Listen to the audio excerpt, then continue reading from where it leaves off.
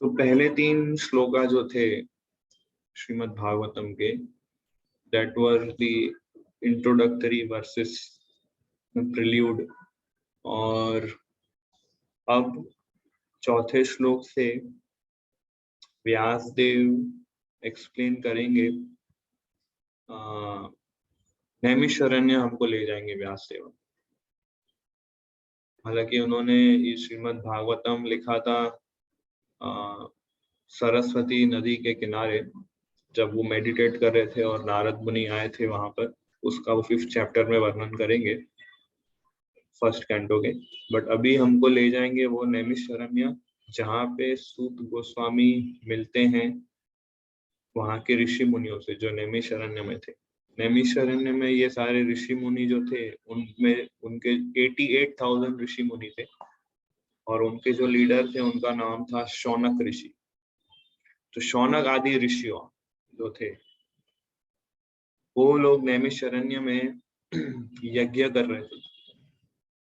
उसका वर्णन 4th number के श्लोक से व्यासदेव डिस्क्राइब करेंगे। तो हम चौथा श्लोक लेते हैं।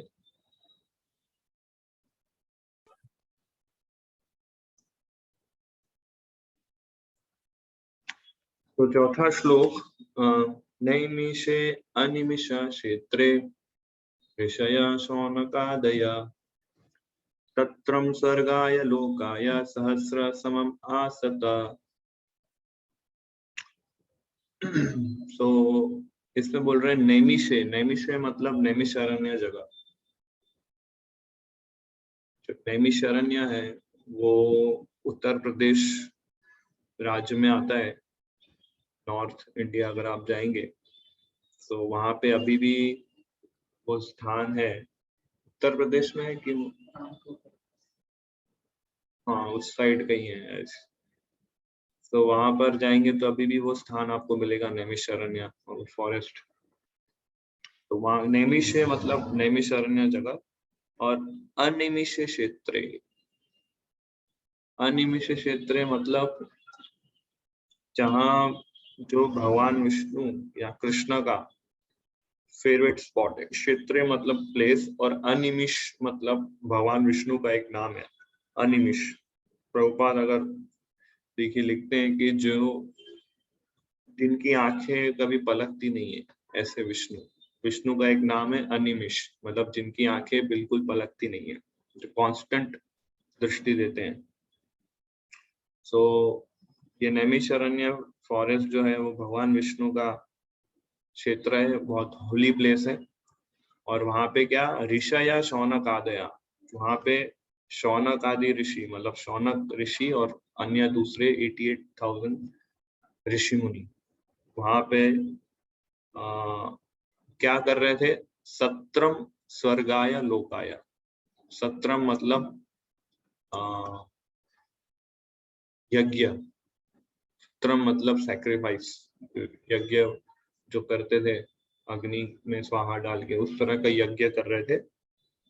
स्वर्गाय लोकाय, कि ये जो ऋषि लोग थे ना, स्वर्ग को प्राप्त करने के लिए यज्ञ कर रहे थे। स्वर्गाय लोकाय, स्वर्ग लोक में जाने की इच्छा कर रहे थे, ऐसा विश्वनाथ चक्रवर्ती ठाकुर कहते हैं। बट प्रभुपाद कमेंट्री में लिखते हैं कि स्वर्गाय मतलब वो जगह, वैसा स्वर्ग जहां भगवान का गुणगान होता है। इस तरह से स्वर्ग में जिनकी महिमा का गायन होता है।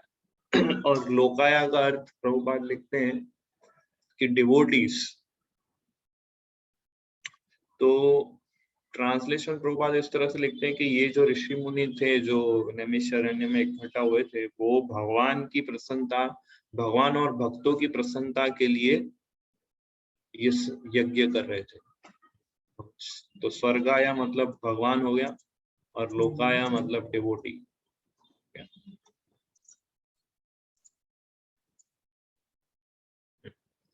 और कितने समय तक कर रहे थे, सहस्र समम आस्था, 1000 वर्ष तक,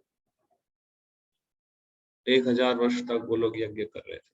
सो ये है इस श्लोक का मीनिंग। ये इसका अनुवाद पढ़ सकते हो। हरे कृष्णा प्रभु जी। एक बार नैमिषारण्य के वन में एक पवित्र स्थल पर सौनक आदि महान ऋषिगण भगवान तथा भक्तों को प्रसन्न करने के लिए 1000 वर्षों तक चलने वाले यज्ञ को संपन्न करने के उद्देश्य से एकत्र हुए। यहाँ पे जो नैमिषारण्य है वो एक पवित्र स्थान है। परपोर्ट में प्रभुपाद लिखते हैं कि ब्रह्मा जी एक बार मेडिटेट कर रहे थे एक चक्र के ऊपर, जो पूरे ब्रह्मांड को कवर करता है ऐसा चक्र। और वो चक्र का जो सेंटर है, सेंटर हिंदी में उसको क्या बोलते हैं, हब बोलते हैं इंग्लिश में। उस सर्कल का जो हब है वो नैमिषारण्य है। दैट मीन्स नैमिषारण्य स्थान वो स्थान है जो पूरे ब्रह्मांड का केंद्र है, पूरे पृथ्वी का नहीं या हमारे सोलर सिस्टम का नहीं, बट पूरे यूनिवर्स का केंद्र है। सो वहां पे जो चीज होगी वो पूरे ब्रह्मांड पे इफेक्ट लाएगी, इसलिए वो बहुत बहुत होली प्लेस माना गया है ना। वराह पुराण में ऐसा बताया है कि अगर नैमिषारण्य में जो यज्ञ करते हैं उसका इफेक्ट इतना होता है कि पूरे ब्रह्मांड में जितने असुर गण हैं उनकी शक्तियां कम हो जाती है, क्योंकि भगवान की प्रसन्नता के लिए वो यज्ञ होता है। इसलिए उन ऋषि मुनियों ने नैमिषारण्य स्थान चूज किया कलयुग के प्रारंभ में, क्योंकि उन्हें पता था अभी कलयुग स्टार्ट हो रहा है। सो असुर प्रवृत्ति बढ़ते जाएगी, इसमें आसुरिक लोग बढ़ते जाएंगे, तो उसको रोकने के लिए कुछ यज्ञ किया जाए भगवान की प्रसन्नता के लिए। इसलिए उन्होंने ये नैमिषारण्य फॉरेस्ट सिलेक्ट किया। तो जो डिवोटीज होते हैं वो जनरली भगवान की प्रसन्नता के लिए सारे कार्य करते हैं। चैप्टर भगवत गीता चैप्टर 3 टेक्स्ट नंबर 9 अगर आप रेफर करेंगे तो उसमें भगवान बोलते हैं कि विष्णु की प्रसन्नता के लिए कार्य अगर आप नहीं करेंगे तो आप कर्म बंधनों में फंस जाएंगे, और विष्णु की प्रसन्नता के लिए अगर आप कार्य करेंगे तो आप कर्म बंधनों से मुक्त रहेंगे। एनी एक्टिविटी यू डू, कोई भी आप कार्य करते हैं उस वो आप बिल्कुल चेक कीजिए कि क्या उससे कृष्णा प्रसन्न होते हैं कि नहीं।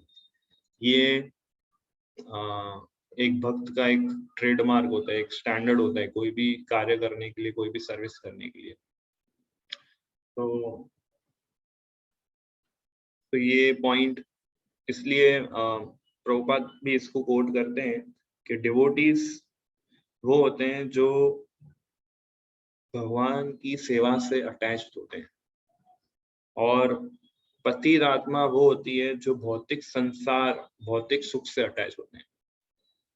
ये डिवोटीज और पतित आत्मा, इन दो का डिफरेंस लिखते हैं प्रभुपाद इसके अंदर। यस, पढ़िए ये हाईलाइट पॉइंट।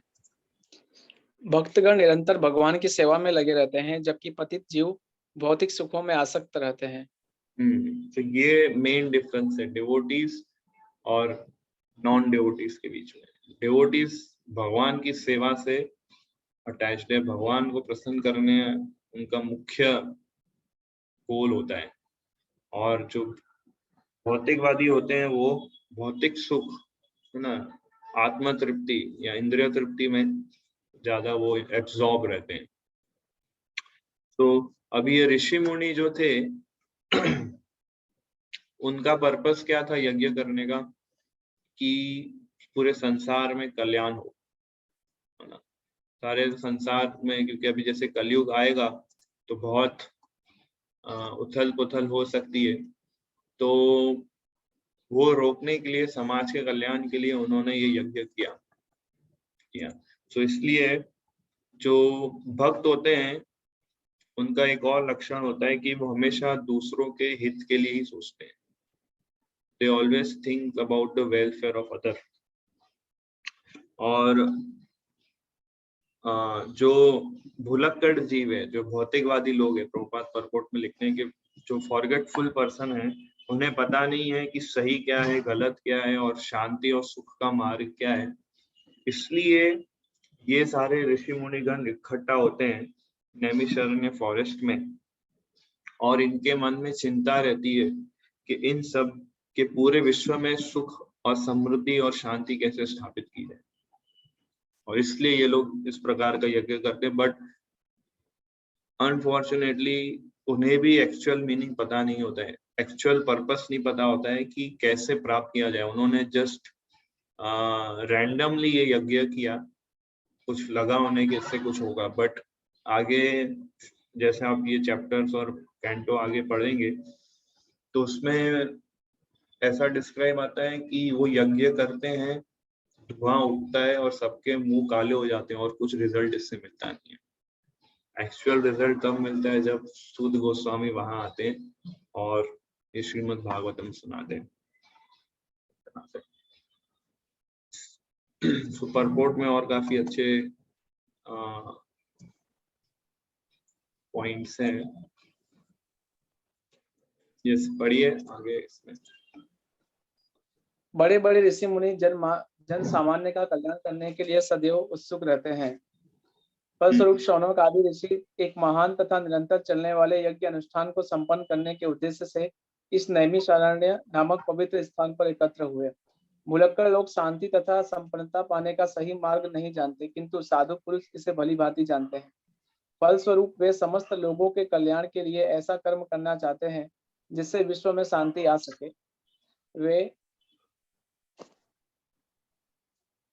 वे व्यक्तिगत कष्ट झेलकर भी समस्त लोगों के कल्याण के लिए भगवान की सेवा में लगे रहते हैं। यदि वृक्ष की जड़ को पानी से सींचा जाए तो वृक्ष के सारे भागों का स्वमेव पोषण हो जाता है, केवल उन शाखाओं तथा पत्तों का पोषण नहीं होता जो वृक्ष से अलग हो गए हैं। वे निरंतर सींचते रहने पर भी धीरे धीरे सूख जाते हैं। इसी प्रकार जब यह मानव समाज अलग हुए शाखाओं तथा पत्तियों की तरह भगवान से रहित हो जाता है तो उसकी सिंचाई नहीं की जा सकती, और जो ऐसा करता भी है वह अपनी शक्ति तथा साधनों का अपव्यय करता है। डिवोटीज जो होते हैं, जो भगवान के भक्त होते हैं, वो सभी प्रकार की इनकन्वीनियंसेस, सारे कष्ट झेलते हैं और लोगों के कल्याण के लिए, लोगों के हित के लिए कार्य करते हैं। जैसे ये ऋषि मुनियों के अंदर भी ये भाव जागृत हुआ था कि कलयुग में अभी जीवों का उद्धार कैसे होगा, भगवान भी अपने धाम चले गए तो क्या करना चाहिए हमें। तो इसलिए जो डिवोटीज होते हैं जनरली उनका एक ही चिंता रहता है कि सारे जो बद्ध जीवात्मा है उनका उद्धार कैसे किया जाए। उनका खुद का उद्धार तो हो ही चुका होता है, क्योंकि वो प्रहलाद महाराज 7th कैंटो में नरसिंह देव को प्रार्थना करते हैं कि मुझे मेरे उद्धार की चिंता नहीं है, क्योंकि और मुझे ना इस भव सागर की चिंता है कि क्योंकि मैं हमेशा आपका स्मरण करता रहूंगा तो ये भव सागर के कष्टों से, उसके नेगेटिव वाइब्रेशन से मैं मुक्त रहूंगा। बट मुझे चिंता इस बात की है कि दूसरे लोग, दूसरे बद्ध जीवात्माएं जो ये प्लानिंग करते रहते हैं कि इस भौतिक संसार में सुख कैसे प्राप्त किया जाए, ऐसे बद्ध जीवात्माओं का मुझे उद्धार करना है। और इन लोगों की चिंता है, ये लोग जब तक आपके धाम में नहीं आएंगे मुझे आपके धाम में नहीं आना है, ये प्रहलाद महाराज प्रार्थना करते हैं। So devotees are very merciful, devotees are very compassionate, they are very forgiving. ये उनका ब्लड ग्रुप है actually, merciful, compassion, forgiving, devotees का ब्लड ग्रुप है। सो और फिर आगे प्रभुपाद परपोर्ट में लिखते हैं कि जो भगवान से अलग हो जाता है उसका,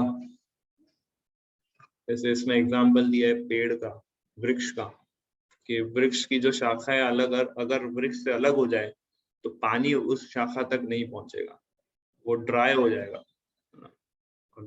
उसी तरह अगर भौतिक समाज भगवान से अलग हो जाता है तो वो भी ड्राई हो जाएगा, और जैसे इसमें लिखा है अपनी शक्ति तथा साधनों का अपव्यय करता है।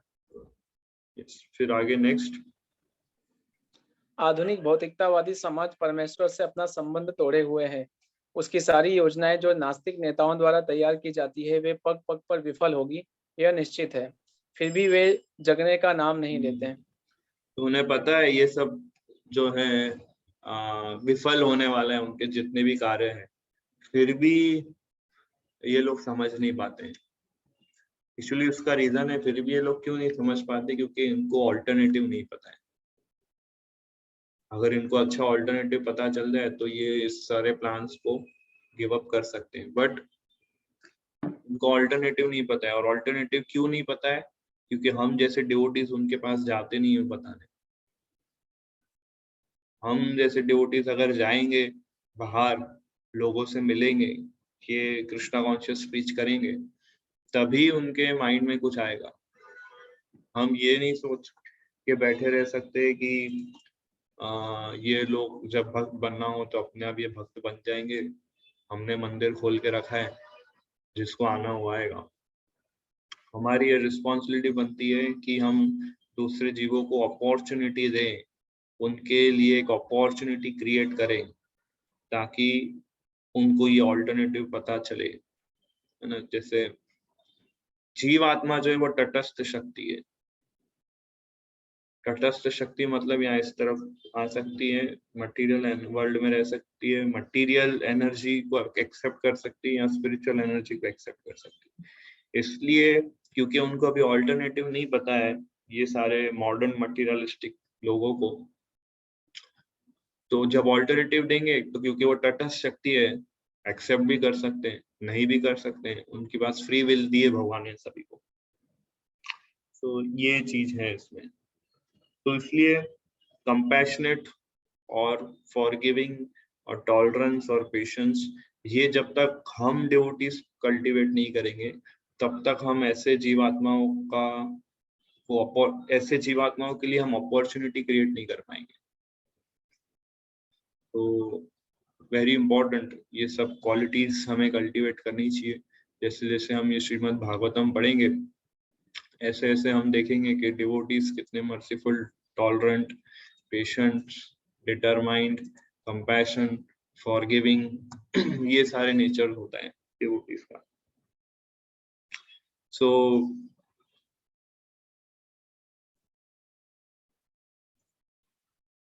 यस, नेक्स्ट 5th श्लोक कंटिन्यू करते हैं आगे। त एकदा तु मुनया प्रातर्हुतां ज्ञया सत्कृतं सुतम् आसीनं पप्रच्छुर इदम आदरत्। तो क्या होता है एक दिन, तद एकदा, तो एक बार क्या होता है, तद एकदा तु मुनया प्रातर्हुता हतांग्य, के ये लोग जब यज्ञ और सैक्रिफाइस कर रहे थे तब क्या हुआ, सत्कृतम सुतम आसीनम, सूत गोस्वामी वहां आते हैं और उनको आसीनम, उनको आसन वो लोग प्रदान करते हैं, और फिर आसन प्रोवाइड करते हैं, और क्या करते हैं, पप्रच्छुर इदम आदरत, कि पूरे आदर और सम्मान के साथ पप्रच्छुर, प्रश्न उनसे पूछते हैं, इंक्वायरी करते हैं। इस बड़ी अनुवाद। एक दिन यज्ञाग्नि जलाकर अपने प्रातःकालीन कृत्यों से निवृत्त होकर तथा श्रीरसुत गोस्वामी को आदर पूर्वक आसन अर्पण करके ऋषियों ने सम्मान पूर्वक निम्नलिखित विषयों पर प्रश्न पूछे।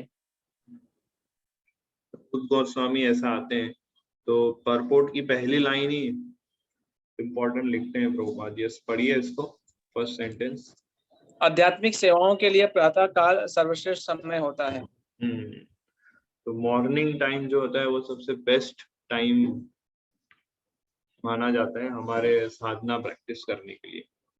इसलिए डिवोटीज को ये मैंडेटरी है कि सुबह वो जल्दी उठे और अपनी स्पिरिचुअल साधना, चैंटिंग, रीडिंग, हियरिंग, ये सब प्रैक्टिस करें। मंगला आरती, सुबह का टाइम जो है वो बहुत ऑस्पिशियस और बहुत पावरफुल माना जाता है। इस पे तो पूरे सेशन हम ले सकते हैं, बट ये ब्रीफ में है कि प्रातः काल जो समय है वो सर्वश्रेष्ठ समय है साधना भक्ति करने के लिए और हमारी कॉन्शियसनेस को रिवाइव करने के लिए। यस, फिर प्रभुपाद परपोर्ट में एक्सप्लेन करते हैं कि कौन क्वालिफाइड है श्रीमद् भागवतम बोलने के लिए। श्रीमद् भागवतम पे अगर किसी को प्रवचन देना है तो क्या उसके क्वालिफिकेशन है, और जिसको श्रीमद् भागवतम सुनना है उसके क्या क्वालिफिकेशन है। परपोर्ट के पहले पैराग्राफ में प्रभुपाद बताते हैं कि बोलने वाले के क्या क्वालिफिकेशन है, और परपोर्ट के सेकंड पैराग्राफ में बताते हैं कि सुनने वाले के क्या क्वालिफिकेशन है। तो ये बहुत इंपॉर्टेंट परपोर्ट है। यस, सो मैंने हाईलाइट किए पॉइंट्स फर्स्ट पैराग्राफ में। वो हाईलाइट पॉइंट्स कुछ मुख्य क्वालिटीज है बोलने वाले के। यस, पढ़िए। प्रतिनिधि वही है जो श्री व्यासदेव के दृष्टिकोण को सही प्रस्तुत कर सके। तो पहला क्वालिफिकेशन कि व्यासदेव ने जो श्रीमद् भागवतम में कहा है उसको सही से प्रस्तुत करे। ये नहीं कि उसने पढ़ा कुछ और है और बोल रहे हैं अपने मनोढंग से। एज इट इज उसको प्रेजेंट करना है और ऑडियंस को रिलेवेंट लगे वो मैसेज। ये नहीं कि वो बस एक रिकॉर्डर की तरह, एक पैरट की तरह बोल रहे हैं, ऐसा नहीं। उसने पढ़ा है, उसने समझा है, ऑडियंस को देख के, टाइम प्लेस सर्कमस्टेंस को देख के वो मैसेज को बिना चेंज किए और ऑडियंस को अपीलिंग लगे, इस तरह से वो सही प्रस्तुत कर सके। यस, फिर नेक्स्ट, सारी इंद्रियों को वश में करके पूर्ववर्ती आचार्यों के पथ में दृढ़ रहते हैं। दूसरा क्वालिफिकेशन है कि उसकी इंद्रियां कंट्रोल होनी चाहिए, गोस्वामी होने चाहिए। गोस्वामी मतलब उसने अपने सभी सेंसेस को कंट्रोल कर दिया, और इंद्रियों को कंट्रोल करने का अर्थ है कि इंद्रियों को उसने भगवान की सेवा में लगाया। इंद्रियों को वो कंट्रोल नहीं कर सकते, हम मन को हम कंट्रोल नहीं कर सकते। Bhagavad Gita chapter 2, chapter 3, chapter 6 clear भगवान ने बताया है। इसमें परपोर्ट्स में भी प्रभुपाद ने बताया कि इंद्रियां, मन और इंद्रियां कंट्रोल करने का अर्थ है सवई मन कृष्ण पदारविंद। मन और इंद्रियां कंट्रोल करने का अर्थ है, वश में करने का अर्थ है कि उसको भगवान की सेवा में लगाया है।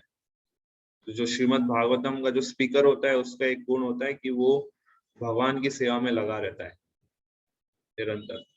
ये नहीं कि वो भागवत कथा करता है और भागवत कथा खत्म होती है तो पंडाल के पीछे चाय, कॉफी, सिगरेट, बीड़ी, थोड़ा रेस्ट करने के लिए, ये नहीं, उसकी इंद्रियां वश में होती है। तीसरा क्वालिफिकेशन, पूर्ववर्ती आचार्यों के पथ में दृढ़ रहते हैं। जो पूर्व आचार्य है, जो प्रीवियस आचार्य है, उनके फुटस्टेप्स पे वो चलते हैं। उन्होंने जिस तरह से एक एग्जाम्पल सेट किया है उसको वो फॉलो करता है।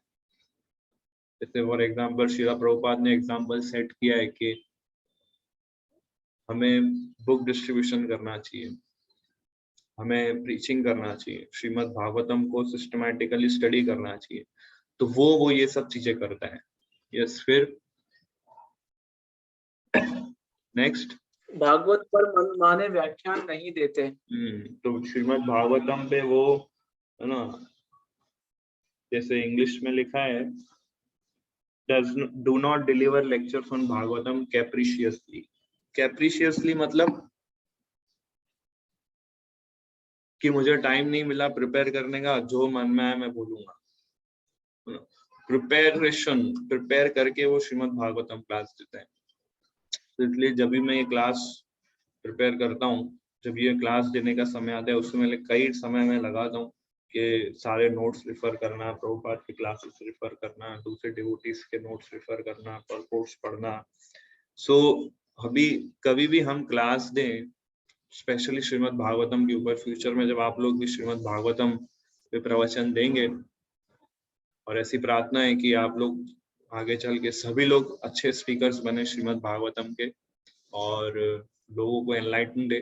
तो जब भी आप क्लास दें, ऐसे पूरा समय दें इसको स्टडी करने के लिए।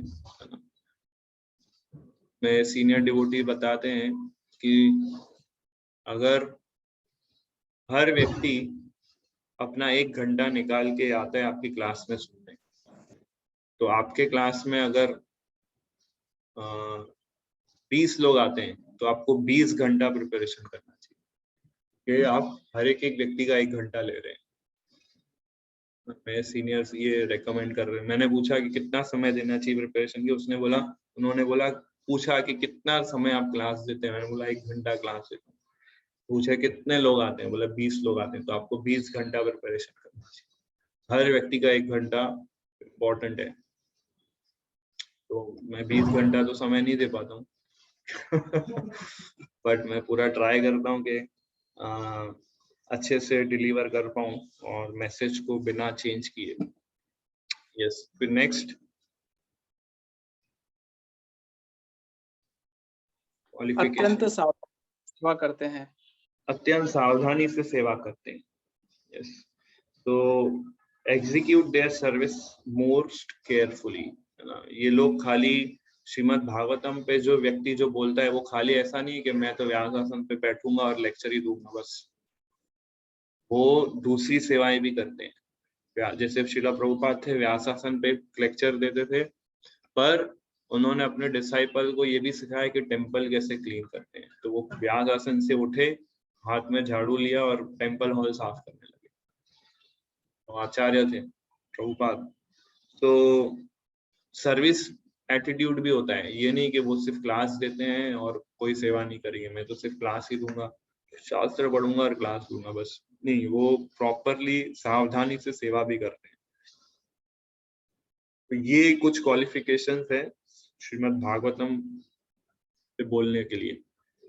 और भी क्वालिफिकेशंस जो 6ठे श्लोक से हम लेंगे, 6, 7, 8, ये 3 श्लोक ऐसे हैं जिसमें सूत गोस्वामी के क्वालिफिकेशंस बताए, जिन्होंने श्रीमद् भागवतम कही।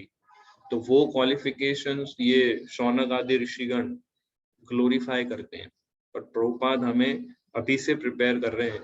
Shrimad Bhagavatam first canto first chapter में ही हम सब रीडर्स को मूड और कॉन्शियसनेस डेवलप कर रहे हैं कि किस मूड से हमें श्रीमद् भागवतम पे बोलना चाहिए। नेक्स्ट पैराग्राफ में प्रभुपाद बताते हैं कि सुनने वालों के लिए क्या क्वालिफिकेशन है। यस, पढ़िए। वक्ता से अर्थ स्पष्ट करने के लिए प्रश्न पूछ सकते हैं।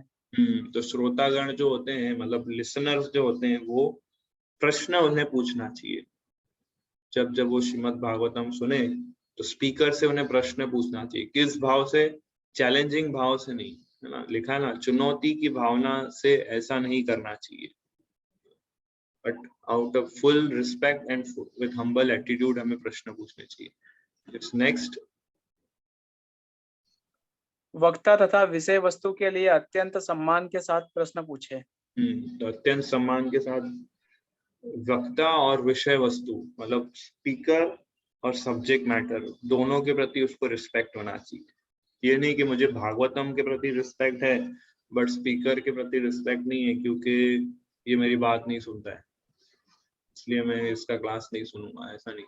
श्रीमद् भागवतम अपने आप में इतना पावरफुल है कि कोई भी स्पीकर हो, अगर वो भागवतम का नॉलेज एज इट इज बोल रहा है, मीन्स वो बोनाफाइड है, मैसेज वो कृष्णा का बोल रहे हैं, इस तरह से। तो यस, नेक्स्ट, उपयुक्त स्रोतों से विनय पूर्वक श्रवण करके दिव्य विषय सीखना चाहिए। Submissive aural reception from right source. So विनय पूर्वक श्रवण करना चाहिए हमें, सबमिसिव और पूरे रिस्पेक्ट के साथ हमें इसको श्रवण करना चाहिए। और उपयुक्त स्रोत, मतलब ऑथोराइज्ड सोर्स से हमें इसको सुनना चाहिए। तो ये कुछ क्वालिफिकेशंस है सुनने वालों के लिए। सो एक बुक में मैं पढ़ रहा था कि कृष्ण कथा जो है, ये जो कृष्ण कथा हुई, ये जो असेंबल हुए थे नैमिषारण्य में, कितने वर्षों तक उन्होंने यज्ञ करने का निर्णय किया था? 1000 वर्षों तक। तो एक भक्त बताते हैं अपने बुक में, अपने आर्टिकल में, कि ये कृष्ण कथा भी एक यज्ञ ही है। तो मान लो आपको कोई बोले कि तो अभी जो लेक्चर होगा वो 1000 साल तक चलेगा और आपको वो सिर्फ सुनना है 1000 साल तक। सब सेवाएं आपकी बंद कर दो और 1000 साल तक सुनो। तो क्या करोगे? आप घर नहीं जाओगे, आपका घर वहां नहीं रहेगा, मटेरियल वर्ल्ड वैसा नहीं रहेगा, और आपकी जॉब, आपकी कंपनी और इंडिया भी वैसा नहीं रहेगा। तो जस्ट इमेजिन कीजिए कि कितना टेस्ट है कृष्णा कथा में। आप हम सभी लोगों को कितना टेस्ट होगा कृष्णा कथा में कि हम 1000 साल तक कृष्णा कथा का श्रवण ही करेंगे और कुछ नहीं करेंगे। सो फैक्ट ये है, बताते हो कि कृष्णा के बारे में सुनने से आप कृष्णा को ज्यादा रियलाइज करेंगे, और कृष्णा के बारे में बोलने से आप कृष्णा को और ज्यादा रियलाइज कर पाएंगे। श्रीमद् भागवतम का कहा गया एक एक वर्ड, सुना गया एक एक श्लोक आपको कृष्णा के निकट ले जा सकता है। तो अगर मैं प्रॉपरली बोल रहा हूँ और आप लोग प्रॉपरली सुन रहे हैं, तो हर एक एक स्टेप में हम कृष्णा को रियलाइज कर पाएंगे, हर एक एक मिनट हम कृष्णा को रियलाइज कर पाएंगे। हम अपने रियलाइजेशन में और डीप जाते जाएंगे। तो ये बता रहे थे। So ये इंग्लिश में मैं पढ़ता हूँ। This means that actually all that the speaker has to do is to say just one thing about Krishna, and by saying that one thing about Krishna in proper mood of devotion, he will get another realization about Krishna. And when he says that, he will get another realization. So in this way, one can go on for thousands and thousands of years of fresh realization of Krishna that he gets as he explains. So I have to give 1000 years of discourse. I have to sit down and write down all my realization and pen down the list. Now I have to know 1000 realization of Krishna and sit and hear and read. So कहने का अर्थ ये है कि जितना आप कृष्णा के बारे में बोलेंगे, पढ़ेंगे, उतना आप ज्यादा रियलाइज करेंगे। कृष्णा अनलिमिटेड है, तो कृष्णा के विषय में बोलना भी अनलिमिटेड है, उसके लिए समय भी अनलिमिटेड होना चाहिए। 6th श्लोक ऋषि मुनि अभी पूछते हैं। सूत गोस्वामी आ गए, उनको आसन दे दिया, उनको रिस्पेक्ट दिया, अभी उनसे इंक्वायरी करते हैं। तो क्या बोलते हैं ऋषिगण 6ठे श्लोक में? तो ऋषि पूछू त्वया खलौ पुराणानि सेतिहासानि जानग आख्यान्तानि अप्य अधीतानि धर्मशास्त्राणि यानि उत। सो इसके अंदर ऋषि मुनि लोग सूत गोस्वामी की क्वालिटीज बताते हैं, पहले ग्लोरीफाई करते हैं। इसलिए जब जब श्रीमद् भागवतम क्लास होता है तो स्पीकर को पहले ग्लोरीफाई किया जाता है, क्योंकि वो हमें कृष्णा के बारे में बताएंगे।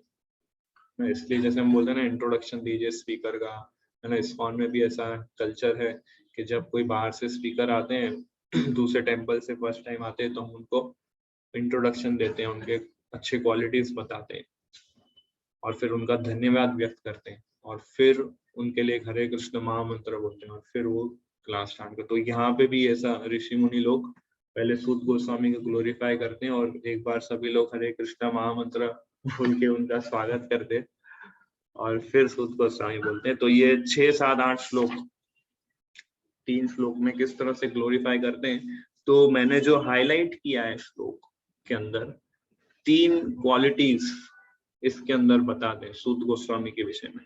सबसे पहला है चानघ, सॉरी अनघ बोलते हैं। अनघ मतलब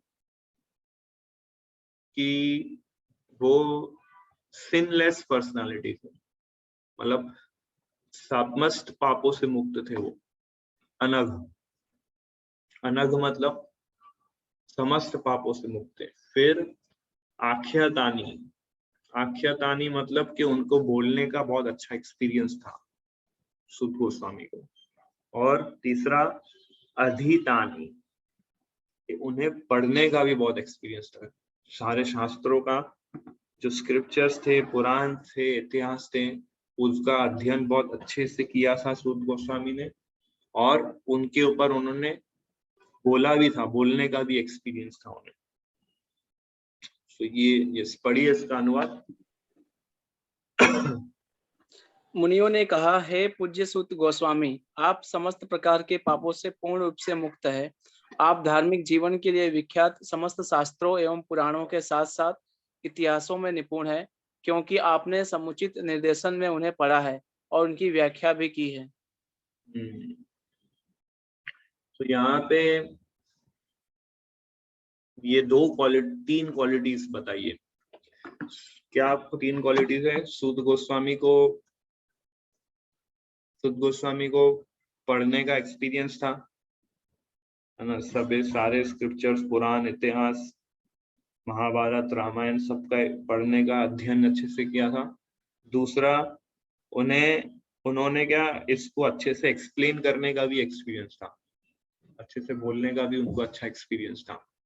और तीसरा कि उनकी पर्सनल लाइफ बहुत प्योर थी, क्लीन थी, कोई प्रकार के वो पाप कार्यों में नहीं लगे थे। प्रभुपाद कहते हैं परपोर्ट में कि पाप वाले कार्य कौन से हैं? जो 4 नियम जो है, मांसाहार करना, जुगार करना, व्यभिचार करना और नशा करना, ये सिंफुल एक्टिविटीज है। तो जो श्रीमद् भागवतम के जो स्पीकर्स होते हैं वो स्ट्रिक्टली 4 रेगुलेटरी प्रिंसिपल्स फॉलो करते हैं। ये और क्वालिटीज अभी आगे बताते हैं इस सेक्शन के अंदर, 6 से 8वें श्लोक के अंदर और क्वालिटीज बताते हैं कि उनका प्राइवेट और पर्सनल लाइफ बहुत क्लीन होता है। कोई वही व्यक्ति श्रीमद् भागवतम पे बोल सकता है। प्रभुपाद बहुत स्ट्रांगली इस परपोर्ट के एक लाइन में कहते हैं कि जो ये रूल फॉलो करता है उसी को ही अधिकार है व्यास आसन पे बैठ के श्रीमद् भागवतम क्लास लेने का, अदरवाइज उसे हमें अलाउ नहीं करना चाहिए बैठने के लिए, ऐसा परपोर्ट में लिखते हैं प्रभुपाद। पढ़िए। किसी गोस्वामी को व्यासासन पर बैठने का तभी साहस करना चाहिए जब वह इन सभी पापों से मुक्त हो। तो हमें भी ऑब्जर्व करना है कि क्या हम ये सारे रेगुलेटरी प्रिंसिपल्स फॉलो कर रहे हैं। अगर हम नहीं कर रहे हैं तो हमें इसको स्टार्ट करना चाहिए फॉलो करना, क्योंकि फ्यूचर में आप सबको श्रीमद् भागवतम पे डिस्कोर्स देना है, सेमिनार लेना है, लोगों को एनलाइटन करना है। और अगर आप करते हैं तो तैयार रहिए, नॉलेज गैदर कीजिए और एक्सप्लेन कीजिए। यस, फिर नेक्स्ट आगे क्या हाईलाइट में? समस्त शास्त्रों में या वेदों में पारंगत होना चाहिए। तो सारे जो महाभारत, रामायण, पुराण, ये सब का हमें नॉलेज होना चाहिए। श्रीमद् भागवतम पे अगर हमें क्लास अगर हमें अच्छा स्पीकर बनना है श्रीमद् भागवतम का, तो बेसिक शिला प्रभुपाद के मुख्य जो पुस्तकें हैं उसका हमें अच्छे से अध्ययन होना चाहिए। यस, फिर आगे। इन ग्रंथों से पूर्ण रूप से अवगत होना चाहिए। उनको पढ़ने की अपेक्षा उनका श्रवण तथा उनकी व्याख्या अधिक महत्वपूर्ण है। केवल श्रवण तथा व्याख्या द्वारा शास्त्रों के ज्ञान को आत्मसात किया जा सकता है। तो ये बहुत बहुत बहुत इम्पोर्टेंट पॉइंट है कि पढ़ना, और जैसे प्रभुपाद लिखते हैं कि पढ़ने से ज्यादा इम्पोर्टेंट है सुनना और उसको एक्सप्लेन करना। रीडिंग से ज्यादा इम्पोर्टेंट है हियरिंग और उसको एक्सप्लेन करना। तो ये पॉइंट समझने वाला पॉइंट है कि जैसे सुनना और पढ़ना लगभग एक समान है। जैसे आप सुनते हैं तो कानों से सुनते हैं और पढ़ते हैं तो आंखों से सुनते हैं। जब हम पढ़ते हैं तो हम किससे सुनते हैं? आंखों से सुनते हैं। तो हियरिंग और रीडिंग एक समान है, बट हियरिंग ज्यादा इफेक्टिव होता है अगर हम ऑथराइज्ड एक्सपीरियंस्ड पर्सन से जब हम सुनते हैं। उसी तरह से बोलना और लिखना एक समान है। बोलना और लिखना एक समान है, बट जब व्यक्ति बोलता है तो ज्यादा अटेंटिव होता है और लिखता है तो उसमें गैप्स होते हैं, उसमें इंटरप्ट, क्योंकि वो सोचता है कि अब नेक्स्ट क्या लिखूं, सोच के लिखता है। पर बोलने के लिए उसको सोच के नहीं बोलना है, उसको बोलना ही है बिना स्टॉप के या बिना कोई इंटरप्शन के। तो कृष्णा स्मरण करने का सबसे बेस्ट तरीका क्या है? कृष्णा के बारे में बोलो, क्योंकि आप कृष्णा के बारे में बोलोगे तो आपको कृष्णा के बारे में सोचना ही पड़ेगा कंपल्सरी। बिना कृष्णा का स्मरण किए आप कृष्णा के बारे में बोल ही नहीं सकते। आप 1 घंटा क्लास दे रहे हो मीन्स एटलीस्ट 1 घंटा अपने जीवन का पूरा कृष्णा स्मरण हुआ।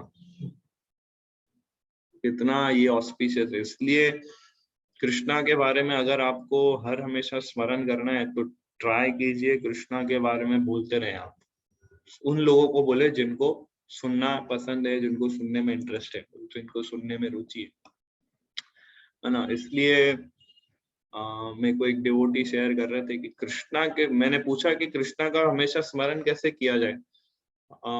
कई बार हमें भौतिक विचार भी आ जाते हैं, कई बार हम हमारे दूसरे कार्य भी रहते हैं।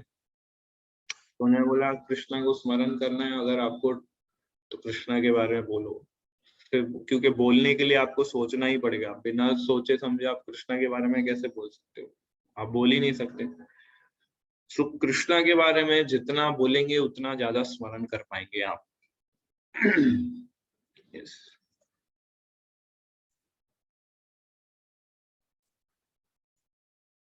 फिर लास्ट लाइन, जिन लोगों ने उपयुक्त स्रोत से विनय पूर्वक श्रवण करके दिव्य ज्ञान को भली भांति समझ दिया है, वे ही इस विषय की समुचित व्याख्या कर सकते हैं। तो जिसने श्रीमद् भागवतम को सही स्रोत से विनम्रता पूर्वक सुना है वही श्रीमद् भागवतम को अच्छे से एक्सप्लेन कर सकता है। तो लिखते हैं लास्ट लाइन में, जिसने ऑथराइज्ड वे से श्रीमद् भागवतम को विनम्रता पूर्वक और रिस्पेक्ट के साथ सुना है वही श्रीमद् भागवतम को अच्छे से एक्सप्लेन कर सकता है। अगर हमको अच्छा स्पीकर बनना है, अच्छा लिसनर बनना है, एक्चुअली अच्छा स्पीकर बनने के लिए आपको सबसे पहले अच्छा लिसनर बनना पड़ेगा श्रीमद् भागवतम का। अगर आप जितना अच्छे से सुनेंगे श्रीमद् भागवतम को उतना ही आप आगे जाके अच्छा बोल पाएंगे। और respectfully attentive, submissive, with full humility इसको हमें श्रवण करना है। सो आप देखिए फर्स्ट कैंटो के फर्स्ट चैप्टर के फर्स्ट सेक्शन में ही प्रभुपाद हमें एक मूड और कॉन्शियसनेस दे रहे हैं कि पूरा भागवतम अगर आपको पढ़ना है, समझना है तो क्या मूड होना चाहिए। 7th श्लोक में कंटिन्यू करते हैं, यानि वेद विदम श्रेष्ठो भगवान बादरायण अन्य च मुनया सूता परावर विदो विदु। तो यहाँ 2 क्वालिटीज और बताइए। एक है वेद विदाम। सो वेद विदाम मतलब कि वेदों में उनका निपुणता थी, स्कॉलर ऑफ वेदास है ना, वेदों के वो पंडित थे। और श्रेष्ठो, श्रेष्ठा मतलब कि ही वाज, कि सभी ऋषि मुनियों में वो सर्वश्रेष्ठ थे। जैसे जितने भी ऋषि मुनि थे, व्यास देव थे, उनसे भी वो श्रेष्ठ थे। सूत गोस्वामी, पढ़िए अनुवाद।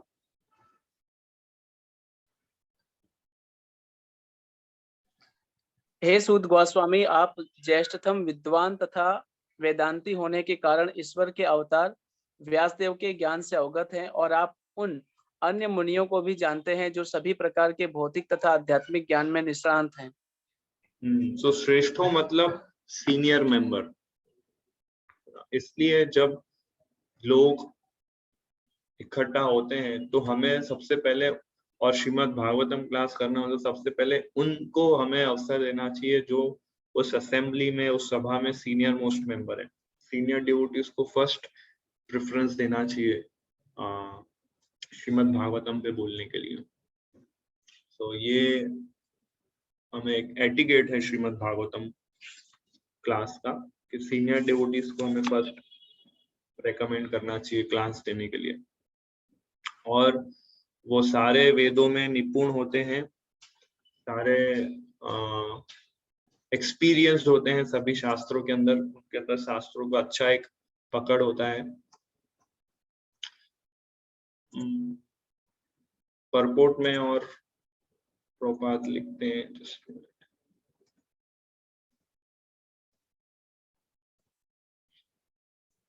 यस पढ़िए इसके हाइलाइट्स। श्रीमद् भागवत ब्रह्म सूत्र या बादरायणी वेदांत सूत्र की स्वाभाविक टीका है। व्यासदेव के अतिरिक्त अन्य ऋषिगण यथा गौतम, कणाद, कपिल, पतंजलि, जैमिनी तथा अष्टावक्र 6 विभिन्न दार्शनिक प्रणालियों के ग्रंथकार हुए हैं। तो यहाँ पे बता रहे हैं कि जैसे हमारे शास्त्र में मुख्य 6 प्रकार की फिलॉसफीज है, ये हमें पता होना चाहिए। प्रभुपाद सभी 6 प्रकार की फिलॉसफी के नाम तो नहीं लिखे, बट उनके जो ऑथर्स हैं उनके विषय में बताते हैं, उनका नाम लिखा है। 6 ऑथर के नाम दिए, गौतम, कन्नड़, कपिल, पतंजलि, जैमिनी और अष्टावक्र। ये 6 ऑथर्स ऐसे हैं जिन्होंने अलग अलग फिलॉसफीज, 6 प्रकार की मुख्य फिलॉसफी दी है ना। सो हमें इन 6 फिलॉसफी, 6 की 6 फिलॉसफी में हमें एटलीस्ट उनका मुख्य ज्ञान पता होना चाहिए श्रीमद् भागवतम पर, अगर आपको कुछ बोलना है तो।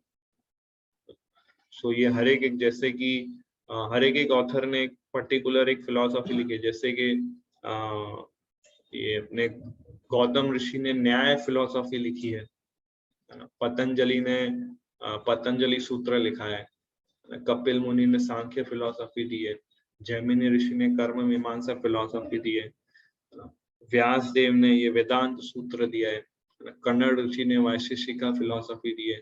तो ये हर एक फिलॉसफी के एक पर्टिकुलर ऑथर थे, और व्यासदेव ने ये सभी फिलॉसफी को डिफेंड करके श्रीमद् भागवतम फिलॉसफी जो टॉप मोस्ट है वो पूरा प्रेजेंट किया है इसके अंदर।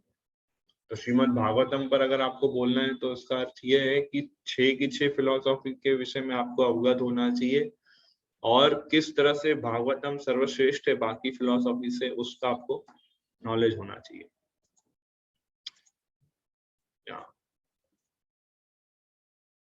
यस, पढ़िए ये लास्ट। कोई व्यासासन पर तभी बैठ सकता है जब वह दर्शन की समस्त प्रणालियों से अवगत हो, जिससे वह अन्य समस्त प्रणालियों के खंडन में भागवत के आस्तिकतावाद को प्रस्तुत कर सके। तो ये एक क्वालिफिकेशन है भागवतम या व्यास आसन मतलब क्या कि जो श्रीमद् भागवतम पे जो व्यक्ति प्रवचन करता है वो व्यासदेव का प्रतिनिधि होता है, इसलिए वो जिस आसन पे बैठता है उसको व्यास आसन बोला जाता है, क्योंकि व्यासदेव के टीचिंग्स को वो प्रेजेंट कर रहे हैं वहां पे, तो इसलिए उसको व्यास आसन बोलते हैं। तो ये कुछ एक्सटर्नल क्वालिटीज थी सूत गोस्वामी की, और एक मुख्य अभी क्वालिटीज 8 नंबर के श्लोक में बताते हैं, जो एक कोर क्वालिटी है, जो सबसे इम्पोर्टेंट क्वालिटी है। ये शास्त्रों में निपुणता होना और सीनियर डिवोटी होना और बोलने का एक्सपीरियंस, पढ़ने का एक्सपीरियंस, पाप से मुक्त होना, ये सब एक क्वालिटी है, अच्छी क्वालिटी है। बट कोर क्वालिटी क्या है थी उनकी सूत गोस्वामी की, जो हमें भी एस्पायर करना चाहिए वो क्वालिटीज कल्टीवेट करने की, वो 8वें श्लोक में बोलते हैं। ये श्लोक वेथतं सौम्य तत्सर्वं तत्त्वतस्तत् अनुग्रहात् ब्रूयु स्निग्धस्य शिष्यस्य गुरवो भूयम् अप्यउत। तो सौम्य और स्निग्ध, ये 2 सबसे कोर स्पिरिचुअल क्वालिटी थी गोस्वामी की। तो सौम्य मतलब कि सूत गोस्वामी जो थे एकदम प्योर और सिंपल व्यक्ति थे, he was very pure and simple। और स्निग्ध मतलब हम्बल, विनम्र, विनीत। इस पढ़िए अनुवाद। इससे भी अधिक चूंकि आप विनीत हैं, आपके गुरुओं ने एक सौम्य शिष्य जानकर आप पर सभी तरह से अनुग्रह किया है, अतः आप हमें वह सब बताएं जिसे आपने उनसे वैज्ञानिक ढंग से सीखा है। तो यहाँ पे सूत गोस्वामी की विक्ट्री कहाँ होती है कि सूत गोस्वामी जो थे वो बहुत जेंटल पर्सनालिटी थे, बहुत हम्बल पर्सनालिटी थे। एक्चुअली स्पिरिचुअल लाइफ के अंदर आप जितने विनम्र रहेंगे, जितने प्योर रहेंगे, उतना नॉलेज आपको मिलेगा। कैसे? क्योंकि जो व्यक्ति जितना हम्बल और प्योर रहता है उतना वो अपने गुरु की मर्सी को अट्रैक्ट करता है अपनी तरफ, है ना। इसमें लिखते हैं, पर इसका ट्रांसलेशन आप देखेंगे कि क्योंकि आप विनम्र थे इसलिए आपके गुरुजनों ने आप पे कृपा की। तो स्पिरिचुअल लाइफ के अंदर आप शास्त्रों को तभी समझ सकते हैं जब आप हम्बल हैं, आप सरेंडर मूड में हैं, आप सबमिसिव हैं, है ना। तभी आप, फिर आपको क्या मर्सी मिलती है गुरु की, ऑथोरिटी की, और फिर वो मर्सी से आपको बुद्धि मिलती है स्क्रिप्चर्स को समझने की, शास्त्रों को समझने की, श्रीमद् भागवतम को समझने की। शास्त्रों को हम अपने इंटेलिजेंस से नहीं समझ सकते। जब हमें मर्सी मिलती है तब हमें इंटेलिजेंस प्राप्त होती है और तब हम शास्त्रों को समझ सकते हैं। और मर्सी कब मिलेगी? जब हम ये दो क्वालिटीज कल्टीवेट करेंगे, सौम्य और स्निग्धा। जब हम सौम्य और स्निग्धा क्वालिटीज को कल्टीवेट करेंगे तभी हमें गुरु की और अथॉरिटीज की कृपा मिलेगी, और तब हम स्क्रिप्चर्स को समझ पाएंगे, तब हम स्क्रिप्चर्स को रियलाइज कर पाएंगे, तब हम नॉलेज को एसिमिलेट कर पाएंगे। स्क्रिप्चर्स को समझने के लिए स्कॉलरशिप की आवश्यकता नहीं है। आप बड़े बड़े स्कॉलर बन गए, आपने सारे शास्त्र पढ़ लिए, पर आपके अंदर अगर ह्यूमिलिटी नहीं है तो आपके अंदर एक प्राइड आ जाएगा, आपके अंदर एक घमंड आ जाएगा, और वो आपके कैरेक्टर को रुइन कर देगा, और वहां से आप मर्सी से विच्छेद हो जाओगे। कोई व्यक्ति कितने भी श्लोकों को कोट कर सकता है, कितने भी श्लोकों को याद कर सकता है, दूसरों को कन्विंस कर सकता है, बट अगर उसके अंदर ये सरेंडर टू गुरु वाली जो क्वालिटीज नहीं है उसके अंदर, तो मतलब उसने स्क्रिप्चर का एक वर्ड भी उसने नहीं समझा है। इसलिए प्रभुपाद इस श्लोक के पहले लाइन परपोर्ट में लिखते हैं कि the secret of success in spiritual life, the secret of success in spiritual life is in satisfying the spiritual master and thereby getting his sincere blessings. Success, spiritual success का formula क्या है, secret क्या है? बताते हैं कि गुरु को प्रसन्न करना और उनसे ब्लेसिंग्स लेना। माधवेंद्र पुरी जो हमारे आचार्य में लाइन में जो सबसे इम्पोर्टेंट आचार्य हैं, उनके दो शिष्य थे, एक थे ईश्वरपुरी और एक थे रामचंद्रपुरी। सो ये दो डिसाइपल थे इनके। सो रामचंद्रपुरी जो थे वो हमेशा माधवेंद्रपुरी को करेक्ट करते थे कि ऐसा नहीं करो और इस तरह से करो, पर ईश्वरपुरी जो थे उनके हमेशा हम्बल रहते थे और उनकी पूरी सर्विस करते थे। और एंड टाइम पे जब माधवेंद्रपुरी जब शरीर छोड़ने का समय आया तो ईश्वरपुरी पूरे ह्यूमिलिटी के साथ उनके बापू, उनके शरीर का बहुत अच्छा सा ध्यान रखते थे, और रामचंद्रपुरी उनको एंड टाइम पे भी करेक्ट करते थे। तो माधवेंद्रपुरी ने रामचंद्रपुरी को क्या बोलते हैं, रिजेक्ट कर दिया कि आप मेरे डिसाइपल नहीं हो। और ईश्वरपुरी के सर्विस से वो इतना प्रसन्न हुए और उनको ऐसी कृपा दी कि उनको ये ब्लेसिंग दिया कि भगवान के आप गुरु बनेंगे। तो ईश्वरपुरी के फिर आगे जो शिष्य बनते हैं वो होते हैं चैतन्य महाप्रभु। तो ये क्योंकि माधवेंद्रपुरी की ब्लेसिंग थी उनको, इसलिए वो भगवान के गुरु बन पाए, चैतन्य महाप्रभु के गुरु बने हुए। So secret of success in spiritual life is to satisfy the spiritual master. Srila Prabhupada को इंस्ट्रक्शन मिला था कि आप वेस्टर्न कंट्रीज में जाओ और ये भगवत गीता, श्रीमद् भागवतम का प्रीच करो और बुक्स को प्रिंट करो।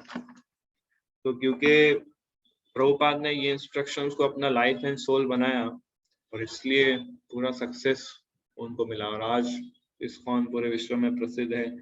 तो ये परपोर्ट में प्रभुपाद बहुत अच्छे अच्छे पॉइंट्स हमें बताते हैं।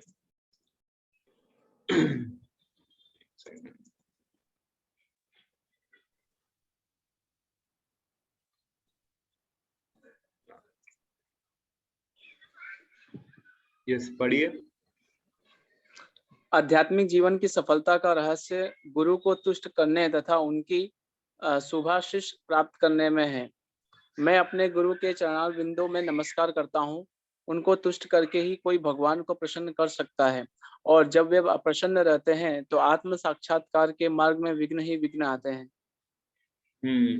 सो हमारे स्पिरिचुअल लाइफ में अगर कहीं ऑब्स्टेकल आते हैं या अगर कहीं कोई समस्या आती है, इसका मतलब हमने अभी भी अपने गुरु को अच्छे से प्रसन्न नहीं किया है, या हम अपने गुरु के इंस्ट्रक्शंस को फॉलो करने में कई त्रुटियां या कुछ कमी हम ला रहे हैं।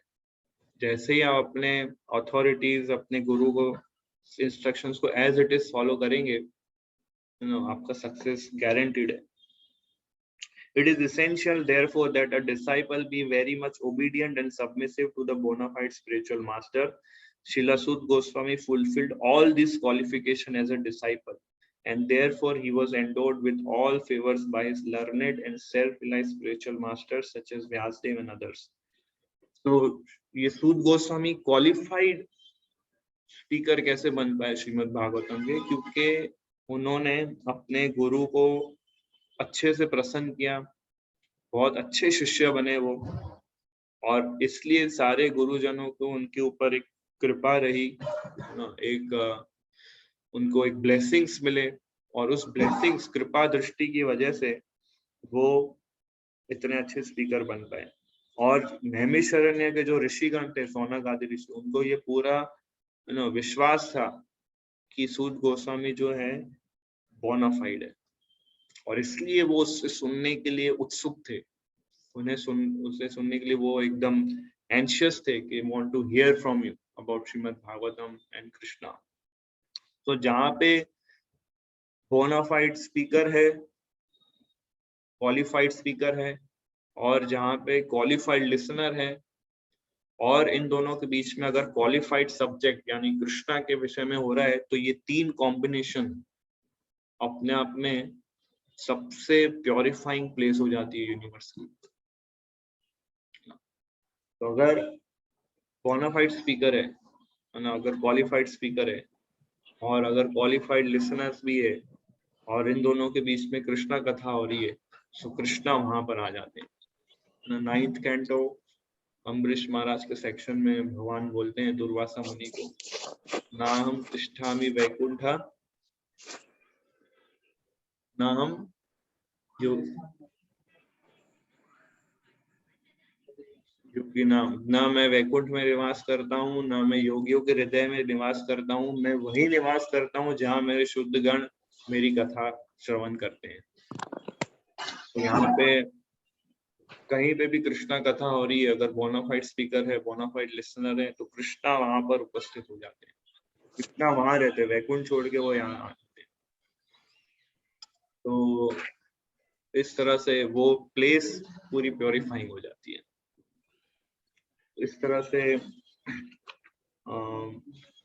ये 3 श्लोकों के अंदर सूत गोस्वामी का ग्लोरिफिकेशन होता है, और 9th नंबर के श्लोक से वो लोग क्वेश्चंस पूछना स्टार्ट करते हैं टिल श्लोक नंबर 23, जो लास्ट श्लोक है इस चैप्टर का।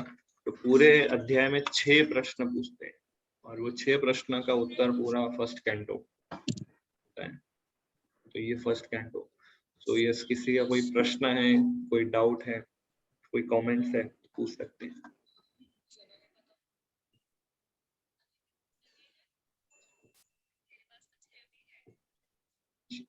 यस मुकेश प्रभु, आपको अनम्यूट करना रहेगा। हरे कृष्णा प्रभु जी, मेरी आवाज आ रही है? हाँ यस प्रभु, आ रही है। प्रभु जी, मेरे 2 प्रश्न हैं, लेकिन उसके पहले एक बात कहना चाहता हूँ कि इसमें अभी प्रभुपाद जी ने तात्पर्य में बताया कि पढ़ने से भी ज्यादा इम्पोर्टेंट है सुनना, श्रवण करके समझना।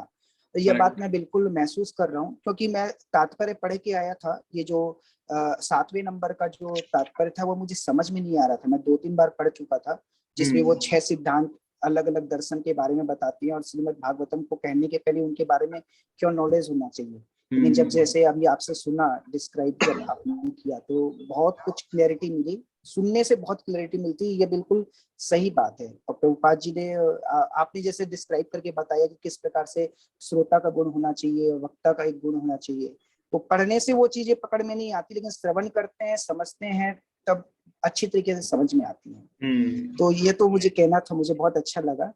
प्रभु जी 2 प्रश्न है। एक प्रश्न मेरा यह है कि जैसे कि है ना, भागवतम में भी या अन्य पुराणों में भी हम पढ़ते हैं, जहाँ पे बात जैसे आती है कि 1000 वर्षों से है ना यज्ञ चल रहा था, तो प्रभु जी ये टाइमलाइन जो है ये थोड़ा सा कंफ्यूजन क्रिएट करता है कि 1000 वर्ष, अगर मनुष्यों का 1000 वर्ष अगर लिया जाए, मनुष्य तो का 1000 बहुत जी, ये तो बहुत बड़ा टाइम है। तो ये थोड़ा सा ऐसा लगता है कि 1000 क्योंकि वर्ष का पहले कोई के समय में लोग 1000 वर्षों तक जीते थे। द्वापर युग में 1000 वर्ष रहते थे, उससे पहले त्रेता युग में 10,000 वर्ष जीते थे, और उससे पहले सतयुग में 1 लाख वर्ष तक जीते थे। और ये जो नैमिषारण्य में जो लोग इकट्ठा हुए थे, वो कलयुग के जस्ट प्रारंभ में, मतलब द्वापर युग जस्ट खत्म हुआ, कलयुग जस्ट स्टार्ट हुआ जी। तो उस समय लोगों की आयुष्य 1000 वर्ष होती थी। तो उन्होंने प्रैक्टिकली बोले तो हम पूरा जीवन यही करेंगे और कुछ नहीं करेंगे, इस तरह से ये निश्चय करके वो लोग इकट्ठा हुए थे वहां नैमिषारण्य। जी, तो टाइम प्रभु जी इसी प्रकार से जैसे अभी बीतता है 1 दिन का, तो वैसे ही होता था टाइम का। यस यस यस, मनुष्य का 1000 वर्ष। जी प्रभु जी, मेरा दूसरा प्रश्न है, मैं भूमिका पढ़ रहा था प्रभुपाद जी के श्रीमद् भागवतम की, जिसमें कि ना चैतन्य महाप्रभु की उन्होंने जीवनी जो है संक्षेप में लिखी थी। तो उसमें प्रभु जी एक जगह पे है ना, जो प्रभु जी चैतन्य महाप्रभु जब है ना काशी के प्रवास में जाते हैं, तो वो एक मायावादी संत, मायावादी सन्यासी प्रकाशानंद सरस्वती से मिलते हैं। तो उस प्रकाशानंद सरस्वती ने उन्हें कहा कि आपको वेदांत का है ना अध्ययन करना चाहिए, आप सन्यासी हो चुके हो। तो उन्होंने कहा कि नहीं, मुझे मेरे गुरु ने कहा है कि वेदांत का अध्ययन ना करूं, मैं तो महामूर्ख हूँ, इसलिए मैं हरिनाम संकीर्तन कर रहा हूँ। और मेरे गुरु ने ये आदेश दिया है कि तुम वेदांत के, है ना, उन्होंने कहा कि चूंकि मैं महामूर्ख हूँ, अतएव मेरे गुरु ने मुझे मना किया कि मैं वेदांत दर्शन के साथ खिलवाड़ ना करूं। उन्होंने कहा कि अच्छा यह होगा कि मैं भगवान के पवित्र नाम का कीर्तन करूं। और उन्होंने एक जो है पुराण का जो है ये लिया कि हरे नाम केवलम कलो नास्ते वे गतिर अन्यथा। तो चैतन्य महाप्रभु जी ने एक तरीके से रिजेक्ट किया वेदांत सूत्र के, है ना, मतलब के अध्ययन को भी। तो प्रभु जी इसका कारण क्या था? क्योंकि इसलिए मैं ये पूछना चाहता हूँ क्योंकि गोविंद भाष्य के नाम से चैतन्य महाप्रभु को, क्योंकि चैतन्य महाप्रभु कलयुग में हरिनाम संकीर्तन को ज्यादा महत्व देना चाहते थे। ये हम सबको ये लेसन देना चाहते थे कि हरिनाम संकीर्तन इज द युग धर्म ऑफ दिस कलयुगा। तो जो लोग वेदांत सूत्र पढ़ के जो अपना समय दे रहे हैं, बेटर ये है, क्योंकि कलयुग के जीव है, जैसे कि आगे के तुरंत 10वें श्लोक में ये लोग बोलते हैं, सूत गोस्वामी लोग, के कलयुग के जो जीव है वो आलसी है, मंद बुद्धि वाले हैं, अभागी है और हमेशा डिस्टर्ब रहते हैं। ऐसे जीवों के लिए वेदांत सूत्र नहीं बनाए। वेदांत सूत्र पढ़ना है तो आपको दूसरे युगों में जाना पड़ेगा। तो ये जो मायावादी सन्यासी जो लोग थे, प्रकाशानंद सरस्वती और उनके 10,000 शिष्य जो काशी में इकट्ठा हुए थे चैतन्य महाप्रभु के साथ डिबेट करने के लिए, तपन मिश्रा उनको इनवाइट करते हैं। तो वहां पे चैतन्य महाप्रभु ये डिबेट में उनको ये समझाते हैं कि कलयुग में ये वेदांत सूत्र अध्ययन ये सब कोई हेल्प नहीं करेगा, हमें सिर्फ हरिनाम संकीर्तन ही हेल्प करेगा। इसलिए श्रीमद् भागवतम और हरिनाम ये 2 मुख्य चीजें हैं जिससे हम कलयुग के प्रभाव से बच सकते हैं। ये चैतन्य महाप्रभु, इसलिए तो प्रभुपाद ने ये श्रीमद् भागवतम के इंट्रोडक्शन में ही चैतन्य महाप्रभु का लाइफस्टाइल क्यों ऐड किया, क्योंकि वो जो चैतन्य महाप्रभु थे अपने जीवन चरित्र पूरा उन्होंने श्रीमद् भागवतम के ऊपर ही जिया है। इसलिए प्रभुपाद ने उनका ये लाइव स्केच अपने इंट्रोडक्शन, भागवतम के इंट्रोडक्शन में डाला है, क्योंकि उनका जीवन चरित्र ही श्रीमद् भागवतम है। और श्रीमद् भागवतम का अगर आप लास्ट श्लोक पढ़ेंगे, 12th कैंटो चैप्टर 13, उसका लास्ट श्लोक जो आप पढ़ेंगे, वो श्लोक 18,000वां नंबर का जो श्लोक पढ़ेंगे, उसमें हरिनाम की महिमा का ही गुणगान है। एंड यहाँ पर होता है श्रीमद् भागवतम, हरिनाम की महिमा का एंड में हरिनाम ही हमें करना है। प्रभु जी मैंने भी यही महसूस किया जब वो चैतन्य महाप्रभु का भागवत धर्म का उन्होंने प्रचार किया, किस प्रकार से जो प्रभुपाद जी ने जो डिपिक्ट किया है उस उन बातों को बताया, तो मुझे भी यही महसूस हुआ कि चैतन्य महाप्रभु का पूरा जीवन श्रीमद् भागवतम के है ना प्रसार में ही निकला, भागवत धर्म के स्थापित करने में। धन्यवाद प्रभु जी। हरे कृष्ण। हरे कृष्णा। और किसी का कोई प्रश्न? यस हर्ष प्रभु। हरे कृष्णा प्रभु। हरे कृष्णा। आज का लेक्चर बहुत अच्छा था, बहुत सारी क्लैरिटीज आई टॉपिक्स को लेके। तो प्रभु मेरे कुछ क्वेश्चंस है। जैसे लेक्चर की स्टार्टिंग में आपने कहा कि आपको हमेशा आप देखते रहना चाहिए कि आप जो एक्टिविटीज कर रहे हो वो कृष्णा को प्लीजिंग है या नहीं। तो इसका कैसे पता चल सकता है कि आप जो एक्टिविटीज कर रहे हो वो कृष्णा को प्लीजिंग है या नहीं? तो आप जो एक्टिविटीज कर रहे हो क्या कृष्णा प्रसन्न है कि नहीं, इसका आपको आंसर मिलेगा कि आपकी एक्टिविटीज से कृष्णा डिवोटीज प्रसन्न है कि नहीं, आपकी एक्टिविटीज से आपके गुरु प्रसन्न है कि नहीं, आपकी एक्टिविटीज से आपके अथॉरिटीज प्रसन्न है कि नहीं। अगर गुरु, अथॉरिटीज और डिवोटीज ये तीन लोग अगर आपके सेवा से आपकी एक्टिविटीज से प्रसन्न है, मीन्स समझ जाओ कृष्णा प्रसन्न है। इसलिए मंगला आरती के लास्ट श्लोक आता है यस्य प्रसादात् भगवत प्रसादो यस्य प्रसादात् न गति। अगर गुरु प्रसन्न है मीन्स कृष्णा प्रसन्न हो गए, अगर गुरु अप्रसन्न हो गए तो फिर कोई गति नहीं है हमारी। प्रभु जी मेरा सेकंड क्वेश्चन ये है, जैसे आपने 6 मुख्य फिलोसॉफी के बारे में बात करी, राइट? तो उनको डिफेंड करते हुए व्यासदेव ने वेदांत सूत्र लिखा, राइट? अब आपने बोला कि भगवत गीता जिसको प्रीच करनी है उसे उन 6 मुख्य फिलोसॉफी के बारे में पता होना चाहिए। यस। अब आपने बोला कि वेदांत सूत्र ये सब पढ़ने के लिए आपको दूसरे युग में जाना पड़ा है। तो अब अगर मैं उन्हें पढ़ नहीं सकता तो मैं भागवतम का प्रीचिंग कैसे कर सकता?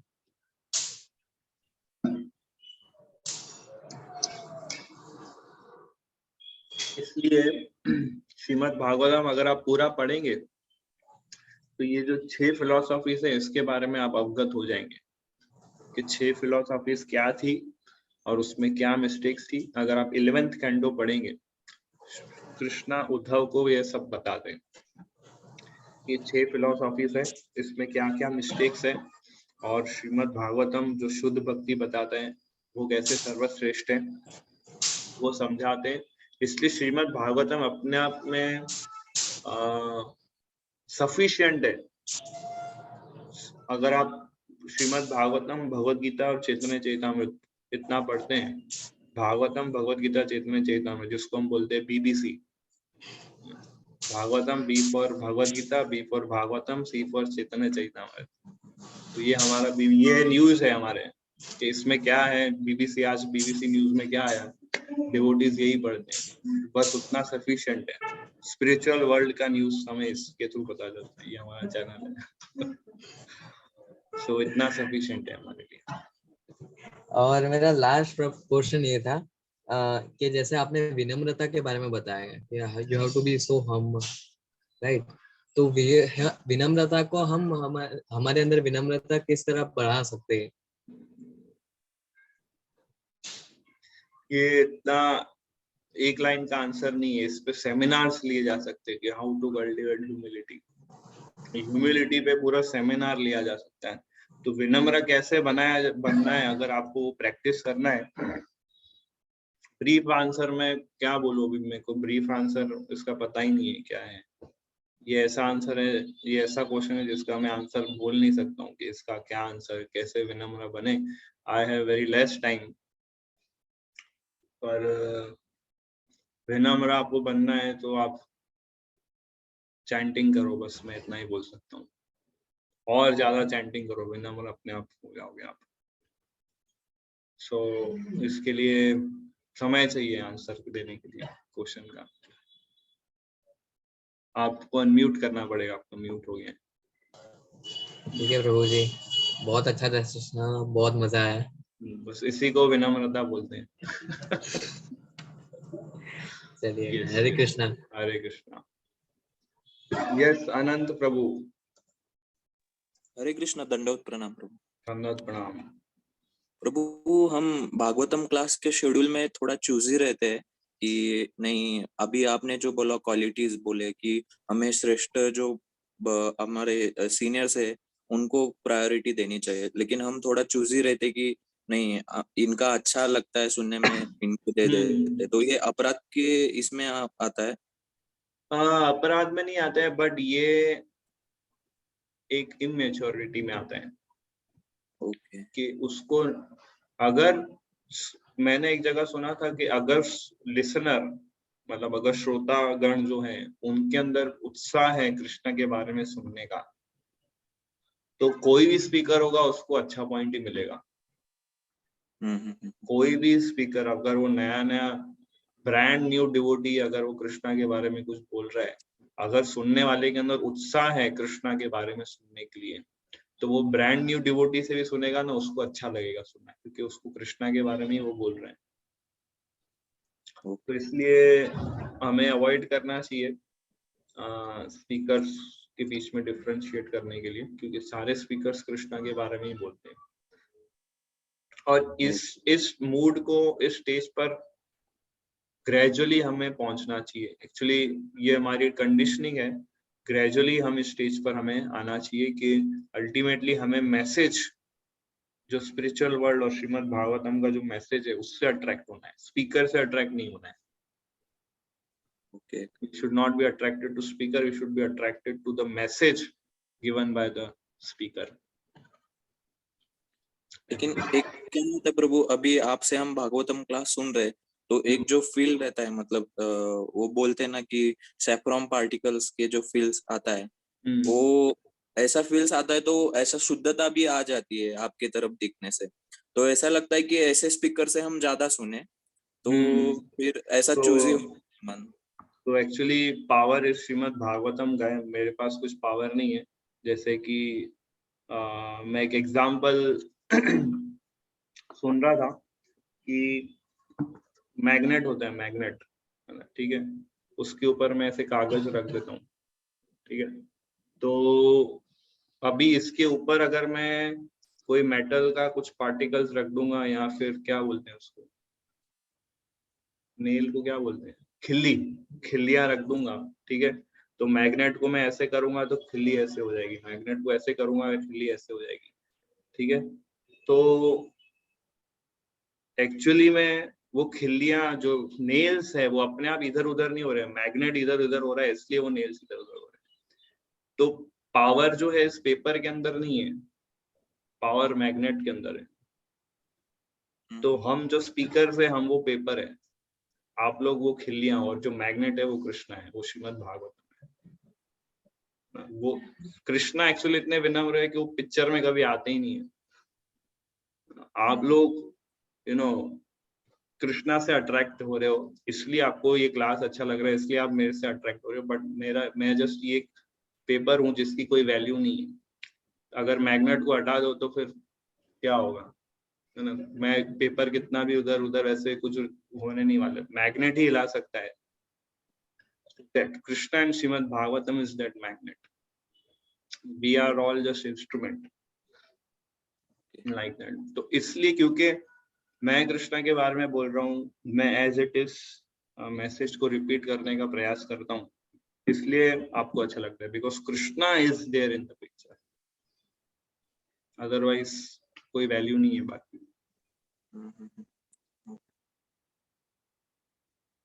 थैंक यू प्रभु। यस, खुशबू माता जी। हरे कृष्णा प्रभु जी। जैसे कि वो उस टाइम इयर्स का यज्ञ हो रहा था, तो कलयुग का स्टार्टिंग था, इसीलिए इतनी लाइफ थी। तो मेरा क्वेश्चन ये है, मुझे पता नहीं किस तरह से इसको पूछूं, लेकिन जो द्वापर युग का एंडिंग था, उसमें भी जो महाभारत का एंडिंग था, उसमें जो जो जी रहे थे, कृष्णा थे, फिर पांडव थे, तो वो भी नियर अबाउट 150 या ऐसे इयर्स ही जिए थे। तो वो इसीलिए क्योंकि वो कलयुग आ रहा था और द्वापर युग का एंडिंग हो रहा था, तो फिर कलयुग में डायरेक्ट 10,000 इयर्स कैसे जी सकते हैं ये लोग? एक्चुअली इसमें जैसे कि आप 4th श्लोक अगर आप कोट करिए तो उसमें लिखा है श्लोक के अंदर सहस्र समम आस्त, कि 1000 वर्ष तक उन्होंने सैक्रिफाइस करने का संकल्प लिया था। तो अभी क्योंकि उन्होंने 1000 वर्ष तक संकल्प किया था, इसलिए क्योंकि वो जी सकते थे इसलिए उन्होंने ये संकल्प किया था ऋषि मुनिगण। और सूत गोस्वामी भी कलयुग के द्वापर युग के कलयुग के प्रारंभ में ही श्रीमद् भागवतम सुना था परीक्षित महाराज के साथ बैठ के सुखदेव गोस्वामी से। सो आई मीन कुछ ऋषि मुनिगण ऐसे होते हैं अपनी योगिक शक्तियों से या अपनी साधना शक्ति से वो अपने आयुष्य को लंबा कर सकते हैं, वो अपनी इच्छा से शरीर को छोड़ सकते हैं। तो ये जो सारे ऋषि मुनिगण थे, ग्रेट सेजेस ऐसा इसमें लिखा है। सो ये सारे जो ग्रेट सेजेस थे, सौनक आदि ऋषियां, ये लोग का आयुष्य लंबा था और इनके पास अच्छी साधना शक्ति थी और इसलिए ये लोग इतने वर्षों तक यज्ञ कर सकते थे। बाकी द्वापर युग के एंड में सभी लोग 1000 वर्ष तक नहीं जी सकते थे, बट ये ऋषिगण लोग के पास इतना पावर था इसलिए ये लोग जी पाए।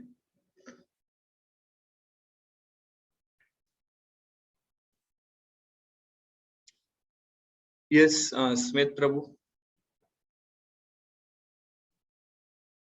अनम्यूट करना है। या हरे कृष्ण प्रभु, गुरु अथॉरिटी और डिवोटीज को हम प्लीज करते हैं तो कृष्णा प्लीज हो जाते हैं। तो इन तीन में से सबसे पहले किनको प्रायोरिटी देनी चाहिए प्लीज करने के? डिवोटीज, क्योंकि आप गुरु और अथॉरिटी के साथ नहीं रहते हो, आप डिवोटीज के साथ रहते हो। तो अगर आपके जो निकटतम डिवोटीज वो आपसे प्रसन्न रहेंगे तो गुरु देखेंगे कि डिवोटीज यहाँ प्रसन्न है इससे, तो गुरु अपने आप प्रसन्न हो जाएंगे, अथॉरिटीज भी अपने आप प्रसन्न हो जाएगी। सो अगर आप डिवोटीज के साथ झगड़ा कर रहे हो और गुरु की सेवा कर रहे हो तो गुरु को अच्छा नहीं लगेगा, क्योंकि आप अपने फेलो डिवोटीज को प्रसन्न नहीं कर रहे हो, फेलो डिवोटीज को अच्छा नहीं रख रहे हो। तो डिवोटीज आपके आसपास प्रसन्न है तो सब ठीक है। तो प्रभु दूसरा प्रश्न ये है कि गुरु को हम प्लीज कर रहे हैं और गुरु को ये नहीं पता कि हम दूसरे डिवोटी को नोइंगली और अननोइंगली हर्ट कर रहे हैं। गुरु को ये नहीं पता है। हाँ, गुरु को ये नहीं पता है कि हम दूसरे डिवोटी को नोइंगली या अननोइंगली हर्ट कर रहे हैं, ठीक है। तो एक तरफ डिवोटीज जो है वो हमसे प्लीज नहीं है, अनहैप्पी है, और गुरु है वो प्लीज्ड है। तो ऐसी कंडीशन में कृष्णा हमसे खुश तो भी होंगे प्लीज नहीं होंगे, क्योंकि जो डिवोटीज आपसे प्लीज नहीं है वो आपकी कंप्लेंट गुरु को करेंगे। या वो बोलेंगे कि ये डिवोटी ऐसा करता है, ये डिवोटी हमें ऐसे ये नहीं करने देता है, हमेशा अपना ही सोचता है, कोऑपरेट नहीं करते हैं। तो गुरु को उनके थ्रू पता चल जाएगा।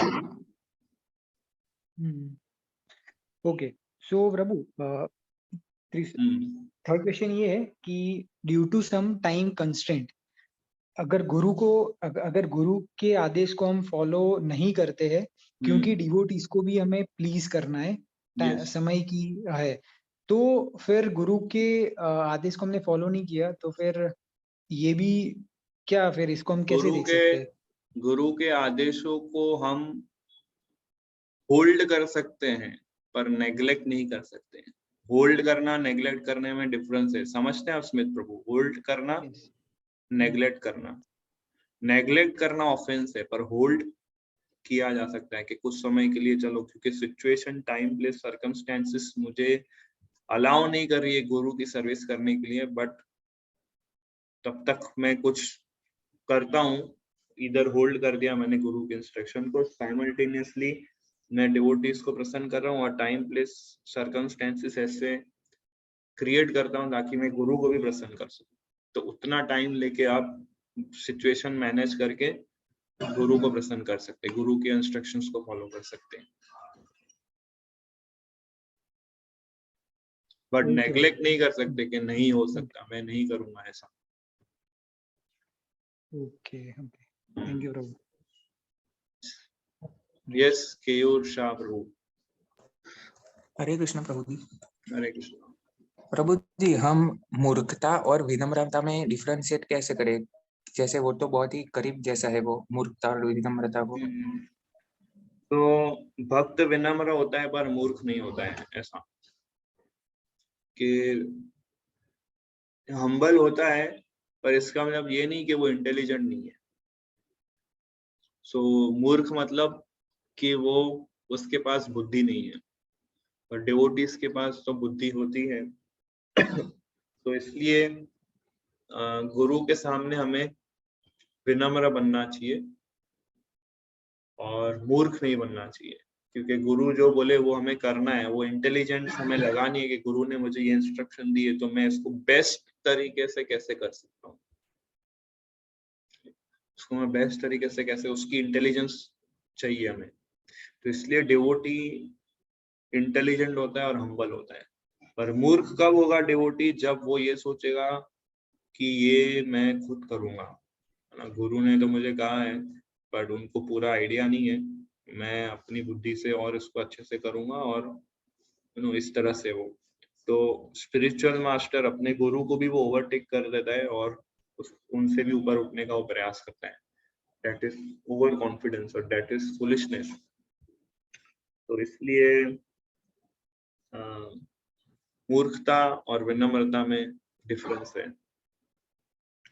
और एक्चुअली मूर्ख व्यक्ति जो होता है वो एक्चुअली जरूरी नहीं है हर मूर्ख व्यक्ति विनम्र हो।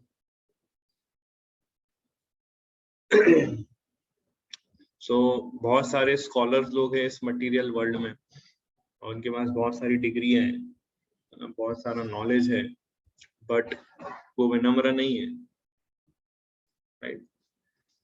नॉलेज है उनके पास, मटेरियल नॉलेज है, बट फिर भी वो मूर्ख है, फिर भी वो फुलिश है, क्योंकि उनके पास विनम्रता नहीं है, उनके पास सरेंडर सबमिसिव वाला मूड नहीं है, उनके पास स्पिरिचुअल क्वालिटीज नहीं है, भगवान के प्रति डेडिकेशन, सरेंडर नहीं है। तो इस तरह से हम डिफरेंशिएट कर सकते हैं। ओके प्रभु जी, हरे कृष्ण। हरे कृष्ण। ये समय काफी समाप्त हो गया है अब, तो यहाँ पे हम एंड करते हैं। और किसी का लास्ट क्वेश्चन है आपको, किसी को? Okay, thank you very much. ग्रंथराज श्रीमद् भागवतम की जय, श्रील प्रभुपाद की जय।